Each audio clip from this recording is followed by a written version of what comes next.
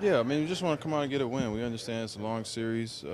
It's going to take a concerted effort and just continuing to keep our focus. And I thought that we set the tone in the first quarter, a defensive-minded effort, and we're able to get a win. It's one win. Nobody's overreacting. It's one step closer to where we want to go. And we got to go out on Sunday and lace them up again. How are some of you guys able to take advantage of the way that they guarded Kawhi, some of the defensive pressure? Yeah, I mean, we got good players. We got a lot of playmakers. We got a lot of talent, and we just got to step up and make plays. They're going to send a lot of help. They're going to double them. Not going to make life easy for them. They put the best defenders on him and try to make it as tough as possible for him. So the rest of us just got to step up, make shots, make extra plays, keep the ball flowing, and keep the ball moving, and try to make them pay on the backside. You have been really hot in the last three, basically, last three games. What has been the key for you offensively?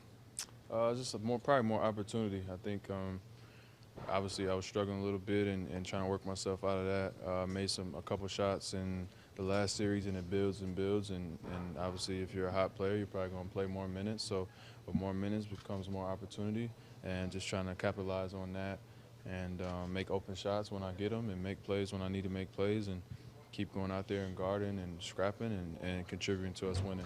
What type of adjustment do you believe that you need to make in order to win game two? I don't know. We got to watch the film. Just fresh out the shower, so haven't had a chance to break anything down. Obviously, I just know we got to play a lot harder, a lot smarter, and we have to play better. We didn't play a perfect game. I thought we played, pretty well, well enough to win, and they're going to come out, even more guns blazing for them, and we got to exceed that. Fred, we didn't see Golden State go on one of those trademark runs that they usually do. How'd you guys look at them?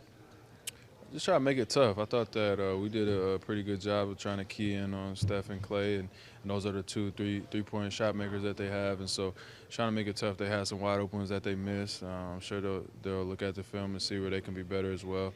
And we just got to keep continuing to fight. And I think when they did make one or two, we got to go down the other end and score. I think we did a good job of that, just taking the ball out, pushing it back at them, and trying to, just keep going back and forth. They started off the third pretty well, and we answered and tied it back up, even for that quarter. And they may have won that quarter by 3, but, 3 is different from 6 to 9, and so just trying to minimize as much as possible. How impressive is that all year round? You kind of exemplified that your strength in numbers on the highest stage now. You're personifying that again. Yeah, we know what we're capable of. We know, this roster, what we're capable of. The guys on the bench, the other guys, obviously we got one of the best players in the league, and we got all-stars, and we have veterans, and we have everything. So it's just a matter of going out there and performing on the highest stage, and this is what you work for all year, all summer, and now it's just time to go out there and let loose and have fun and continue to keep building. So it was a good win, and we'll take it, but obviously we got a long way to go. And how impressed are you by what you saw from Pascal tonight, especially? Yeah, he's special, man. He's a handful. He's hard to guard out there in the open floor, and I thought he just did a good job being physical, getting to the rim, getting a lot of layups, made his open threes. And when he's playing with that motor like that, he's tough to guard. So we'll see how they adjust, and we got to be ready for everything in game 2.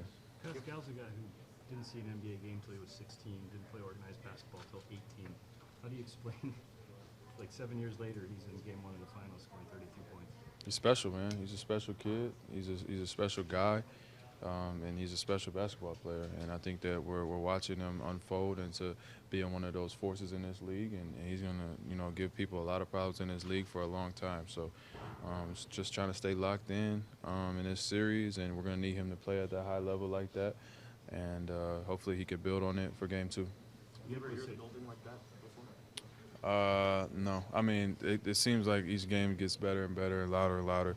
Some random times in the regular season, they get crazy, or overtime game or something. But you could feel the city's on fire right now, and it's building up each game, and we need them to keep coming and bring them more. So we need it to be even louder on Tuesday, and we'll try to go out there and pay them back with a win. What do you think of Drake Pop and John Collins?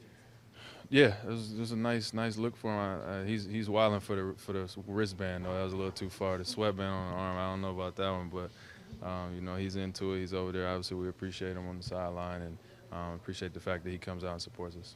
How important is to keep the home court advantage in this series? It's big. We want to take advantage. We worked all season to have a good record, and that gives you a chance to have home court in the playoffs. So we got game 1. We got to look and see where we can be better. not overreact, not get too high or too low, and try to take care of game two.